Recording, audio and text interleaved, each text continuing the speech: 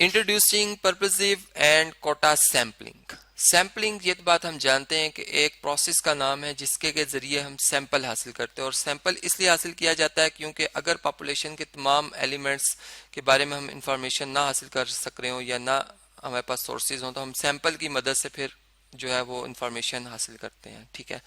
अब ये कि हमने जो है यहाँ पर पर्पसिव सैम्पलिंग या कोटा सैम्पलिंग के कंसेप्ट को समझना, उनके डिफरेंस को भी समझना है। यानी पर्पसिव का मतलब ये है कि जो इन्वेस्टिगेटर है, यानी वो पर्सन जो के जो सैंपल है वो हासिल कर रहा है, ठीक है, वो एक खास पर्पस के लिए जो है वो सैंपल हासिल कर रहा हो, ठीक है, और वो जो सैंपल हासिल करेगा वो अपने एक्सपीरियंस की बेस के ऊपर हासिल करेगा। यानी कि वो होल जो पॉपुलेशन है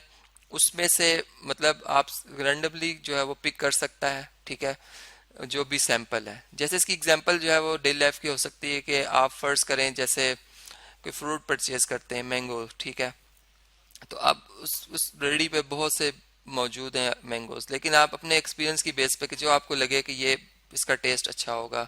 आप उसे पिक करोगे, ठीक है। यानी पर्पस भी आपका है कि आप यहाँ पर जो है वो मैंगोज के हवाले से बात कर रहे हैं और डिफरेंट फ्रूट्स को आप नहीं पिक कर रहे हैं, ठीक है।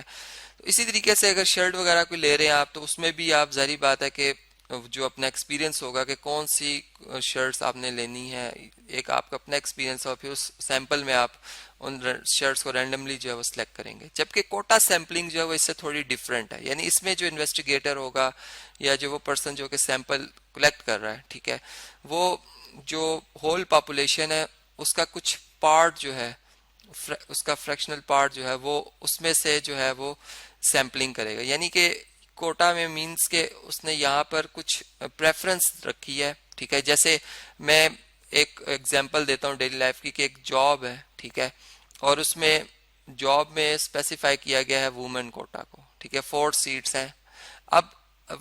अगर मेंस भी आ रहे हैं, लेकिन अगर वुमेन ने अप्लाई किया होगा तो उसके लिए 4 सीट्स अलहदा से रखी गई हैं, ठीक है, उनका एक कोटा है अपना। तो इस लिहाज से हम समझ सकते हैं इस कंसेप्ट को। या इसकी एक और भी है कि जैसे किसी लोकेशन के लिहाज से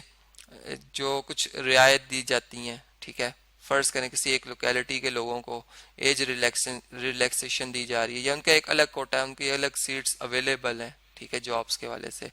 तो अब वो भी मतलब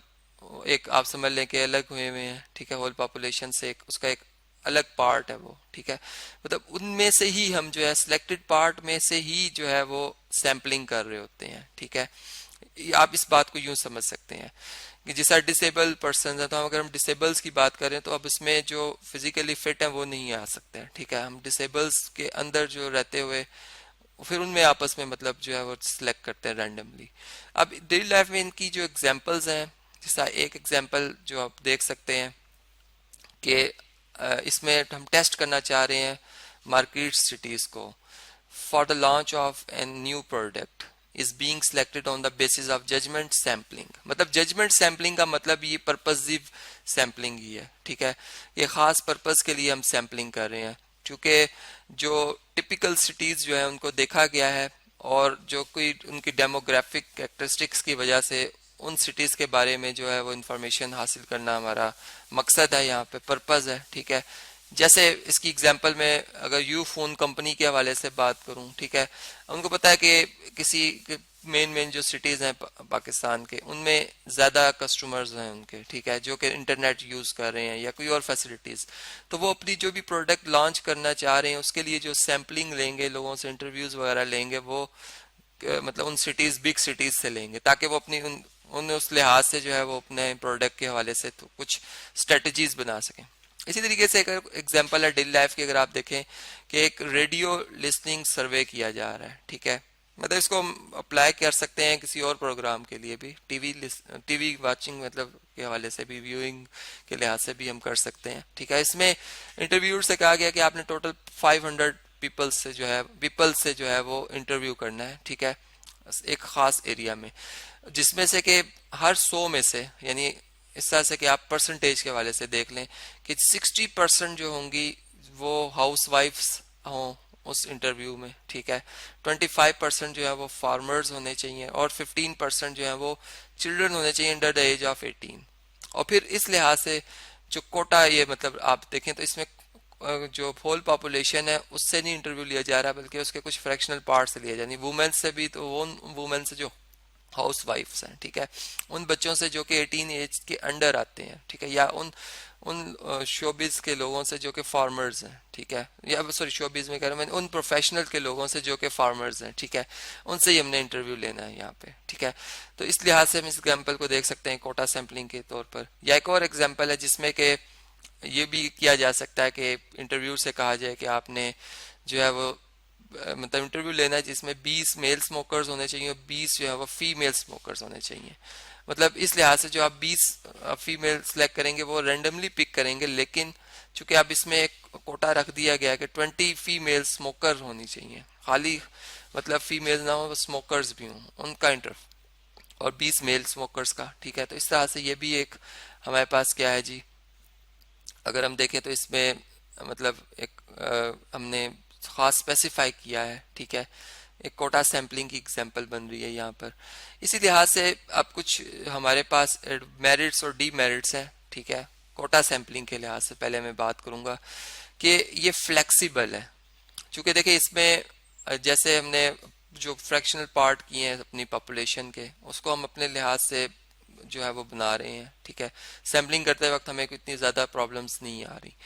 और जो पर्पस ऑफ स्टडी उसको फैसिलिटेट करता है, मतलब कि जब हम एक ही तरह के लोगों से, यानी एक खास कोटा जब रख किया गया उनसे जब बात करेंगे तो हमारी जो स्टडी है उसमें भी ये हमें सहूलत प्रोवाइड करेगा। सिंपल वे है, मतलब ये इसके मेरिट्स है, जबकि इसमें बाइस्ड मींस इसमें ये होल पॉपुलेशन को नहीं रिप्रेजेंट करेगा, क्योंकि इसमें हमने एक कोटा सैम्पलिंग में एक खास पार्ट ऑफ जो पॉपुलेशन उनको सिलेक्ट किया है। रिलायबल नहीं है क्योंकि हम इसको होल पॉपुलेशन में अप्लाई नहीं कर सकते, और इनएक्यूरेट है। तो ये कुछ इसके डीमेरिट्स है कोटा सैम्पलिंग। इसी तरह इसी वजह से मतलब डिफरेंट सैम्पलिंग की टेक्निक्स बनती हैं, जब एक सैम्पलिंग टेक्निक फेल होती है तो फिर दूसरी बनती है। अब इसी तरह जो अगर हम पर्पसिव सैम्पलिंग की बात करें, उसके मेरिट्स और डीमेरिट्स या एडवांटेजेस या डिसएडवांटेजेस देखें, तो एडवांटेजेस में क्या है जी कि इसमें चूंकि हम पर्पसिव सैम्पलिंग में क्या एडवांटेज होगा इसका कि हम स्पेसिफिक सब ग्रुप्स जो कि प्रोपोर्शन डिजायर्ड हम उन लोगों से जो है वो बातचीत कर रहे हैं, ठीक है। इसमें बाइसनेस जो है वो कम है, मतलब हम प्रेफरेंस नहीं दे रहे, ठीक है। मतलब प्रेफरेंस इस लिहाज से कि जिस तरह से हम किसी खास पर्सन को ज्यादा प्रेफरेंस दे रहे हो, ठीक है, फेवरिज्म कर रहे हो, ये इसमें मतलब कम है, ठीक है। क्योंकि इसमें जो इन्वेस्टिगेटर है उसकी अपनी एक्सपीरियंस जो है वो इसमें मौजूद होता है, तो वो मतलब उस बेस के ऊपर भी वो जज कर रहा होता है, ठीक है। या इसके अगर डिसएडवांटेजेस देखे जाएं तो ये डिपेंड कर रही होती है, मतलब ये सैम्पलिंग सब्जेक्टिव डिसीजंस पर, ठीक है। जिस वजह से इसकी सैम्पलिंग की जा रही है पर्पस उसके ऊपर, मतलब उन डिसीजंस के ऊपर ये डिपेंड कर रही होती है, ठीक है।